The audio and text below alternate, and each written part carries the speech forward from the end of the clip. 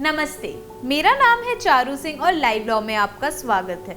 आपने इससे पहले हमारी रेलवे के नियमों के बारे में जो पहली वीडियो थी, उम्मीद है कि देखी होगी, और अगर नहीं भी देखी तो डिस्क्रिप्शन में हम आपको लिंक दे रहे हैं, आप अभी जाकर देख सकते हैं।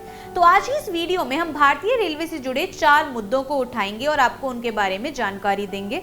तो शुरू करते हैं। सबसे पहले बात करते हैं रेलवे की पुलिस यानी गवर्नमेंट रेलवे पुलिस की।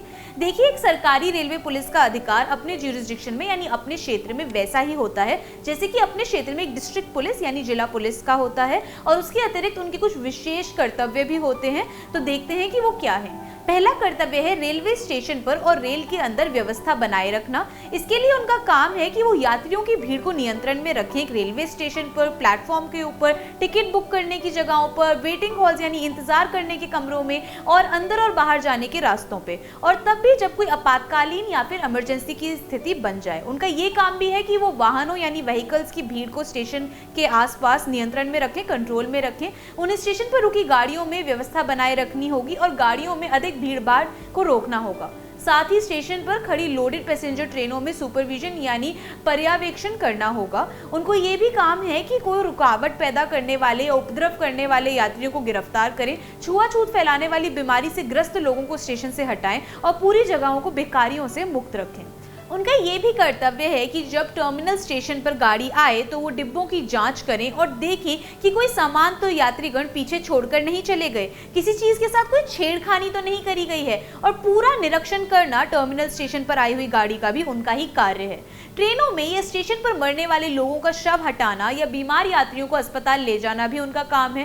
कुछ और कर्तव्य हैं उनके। रेलवे पर होने वाले हादसों की जांच करना, किसी भी अपराध की जानकारी सही अधिकारियों तक सही तरह से रेलवे अधिनियम के अंतर्गत पहुंचाना, और रेलवे कर्मचारियों के किए गए फ्रॉड यानी धोखाधड़ी के बारे में सही अधिकारियों यानी अथॉरिटीज को बताना, यात्रियों को और रेलवे अधिकारियों की मदद करना, और उस हद तक उनकी मदद करना कि उनकी खुद की ड्यूटीज पर असर ना पड़े। उनका साफ अक्षरों में काम है कि रेलवे पर होने वाले अपराधों को रोका जाए, उनका पता लगाया जाए। ये भी समझ लीजिए कि स्टेशनों पर या पार्सल कार्यालयों में माल गाड़ियों या डिब्बों की सुरक्षा करना रेलवे पुलिस का काम नहीं है, बल्कि रेलवे प्रोटेक्शन फोर्स का काम है। अब बात करते हैं रेलवे क्लेम्स ट्रिब्यूनल्स की। देखिए, सामान्य अदालतों में तेजी से निर्णय लेना मुश्किल है क्योंकि वहां पहले से ही बड़ी संख्या में अलग अलग क्षेत्रों के मामले चल रहे हैं, और इसलिए ही न्याय पाने की प्रक्रिया जटिल है, मुश्किल है, कॉम्प्लेक्स है। तो इस परेशानी का सामना करने के लिए ही रेलवे क्लेम्स ट्रिब्यूनल यानी रेलवे से जुड़े दावों के ट्रिब्यूनल्स की स्थापना करी गई, रेलवे क्लेम्स ट्रिब्यूनल अधिनियम 1987 के द्वारा। इससे रेलवे के यात्रियों की परेशानी का निवारण जल्दी हो जाएगा, ये सोच आई थी। और जिन लोगों को किसी हादसे का सामना करना पड़ा या उनके सामान का नुकसान हो गया या उनको मुआवजा मिल जाए, ये सोच भी इसके पीछे ट्रिब्यूनल्स को स्थापित करने के पीछे रखी गई थी। इसकी कई बेंचेस पूरे देश में मौजूद हैं ताकि सब लोगों को इंसाफ की सुविधा आराम से प्राप्त हो सके। अब अगर कोई हादसा हो जाता है रेलवे में, या किसी के सामने कोई नुकसान आ जाता है, या किसी के सामान का नुकसान हो जाता है, या किसी की मृत्यु हो जाती है, तो इसके आगे क्या प्रक्रिया होती है, और जिन लोगों का नुकसान हुआ है उन्हें मुआवजा कैसे मिलेगा, ये भी जानते हैं। रेलवे अधिनियम की धारा 124 के अंतर्गत उन स्थितियों के बारे में बताया गया है जहां रेलवे अपनी गलती के लिए उत्तरदायी है यानी लायबल है। ये तब होगा जब किसी दुर्घटना में 2 ट्रेनों के बीच में टक्कर हो जाए, या गाड़ी पटरी से उतर जाए, डिरेल हो जाए, या किसी डिब्बे में किसी दुर्घटना की वजह से किसी यात्री की मृत्यु हो जाए, या उसे व्यक्तिगत चोट पहुंचे, या फिर यात्रियों का जो सामान है उसे नुकसान पहुंचे, सामान खराब हो गया हो, या उसका विनाश हो गया हो, डिस्ट्रॉय हो गया हो। 1994 में इस अधिनियम में कुछ संशोधन हुए जिनमें 124A धारा को लाया गया, और इसमें कुछ और ऐसी घटनाएं बताई गई जहां पर रेलवे की लायबिलिटी यानी दायित्व बनेगा।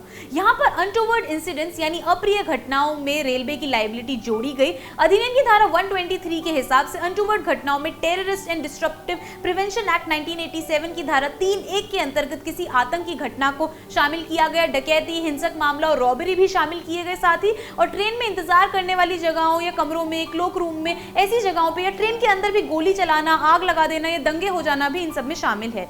इसमें किसी हादसे में अगर कोई यात्री ट्रेन से गिर जाता है तो उसके लिए भी रेलवे का दायित्व बनेगा। इन सब परिस्थितियों में रेलवे का दायित्व है और वो उसे मुआवजा देना ही होगा। अब ये जानते हैं कि अगर हम भारतीय रेलवे के माध्यम से अपने किसी जानवर को एक जगह से दूसरी जगह ले जाना चाहते हैं तो इसकी क्या विधि है, क्या करना होगा। देखिए, ये तो सबको मालूम होना चाहिए कि आप अपने पालतू जानवर को अपने साथ अपनी ही बोगी में लेके नहीं यात्रा कर सकते। रेलवे अधिनियम की धारा 77A के अंतर्गत या तो जानवरों को रेल से भेजने वाले व्यक्ति को नियमबद्ध 1301 के अनुसार कुछ प्रतिशत कीमत देनी होगी, या फिर एक हाथी को भेजने के लिए 1500 रुपए का वेतन देना होगा, घोड़ों के लिए 750 का वेतन देना होगा, खच्चर, ऊंट और सींग वाले मवेशी यानी कैटल्स के लिए 200 रुपए का वेतन देना होगा, गधे, भेड़, बकरी, डॉग्स और बाकी जानवरों के लिए और चिड़ियों के लिए 30 रुपए का वेतन देना होगा। अगर आपके पास कोई छोटा या बड़ा पालतू डॉग है जैसे कि लैब्राडोर, जर्मन शेफर्ड, बॉक्सर आदि, तो उन्हें आप एसी फर्स्ट क्लास या सिर्फ फर्स्ट क्लास में भी ले जा सकते हैं, लेकिन ऐसे में यात्री को पूरी बोगी बुक करानी होगी। आज की इस वीडियो में इतना ही। आगे की जानकारी के लिए बने रहिए हमारे साथ सिर्फ और सिर्फ लाइव लॉ पे और सब्सक्राइब करना न भूलें। धन्यवाद।